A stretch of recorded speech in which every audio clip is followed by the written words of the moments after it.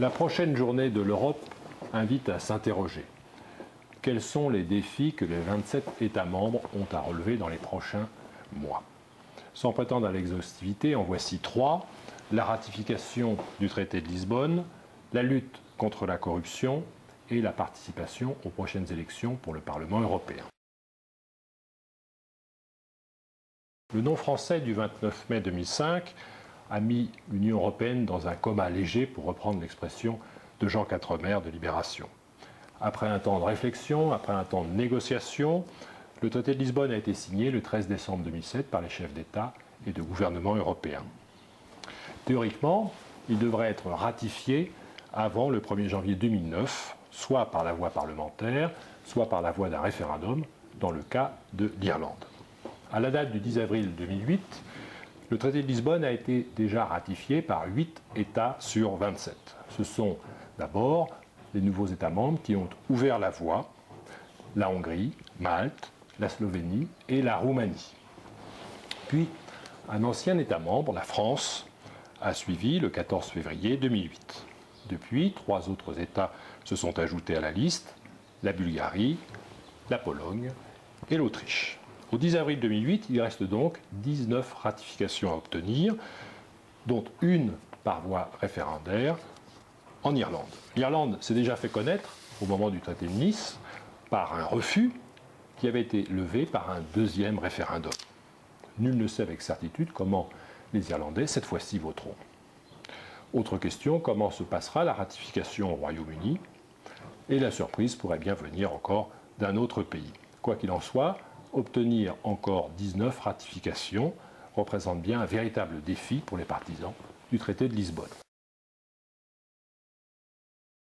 Les élargissements de 2004 et 2007 ont ouvert la porte à des pays qui, pour certains, ont une culture solide de la corruption.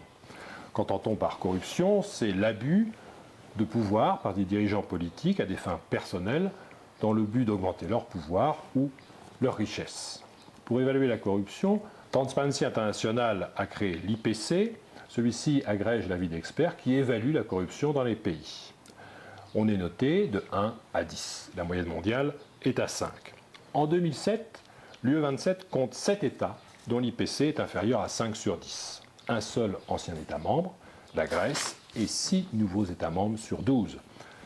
La Slovaquie, la Lettonie, la Lituanie, la Pologne, la Bulgarie et la Roumanie. Il est vrai que la Pologne, qui était lanterne rouge en 2004, a fait des progrès récemment. C'est à retenir.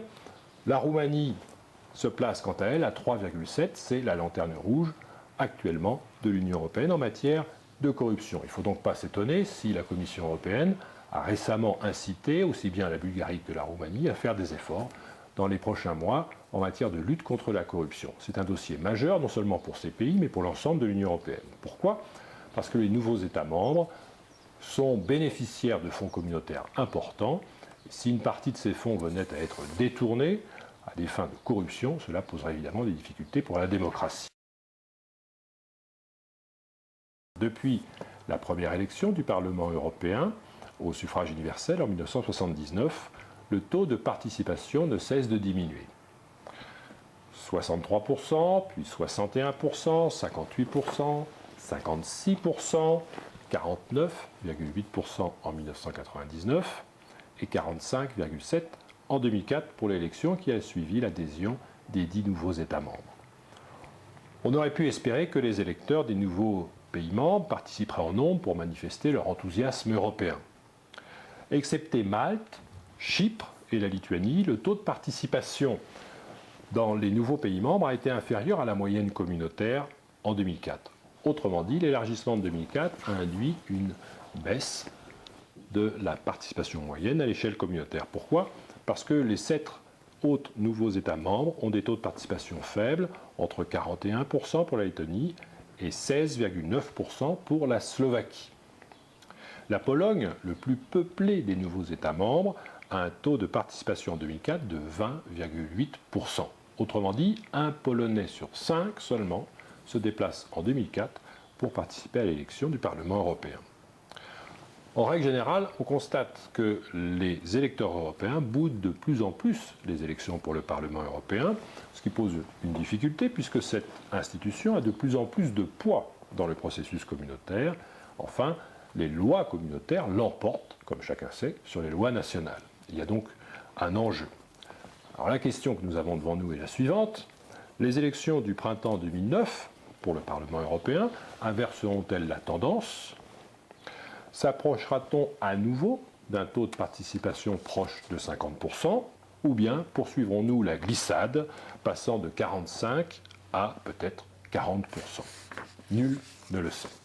En revanche, chacun conviendra que la participation aux élections pour le Parlement européen est un véritable défi pour l'Europe.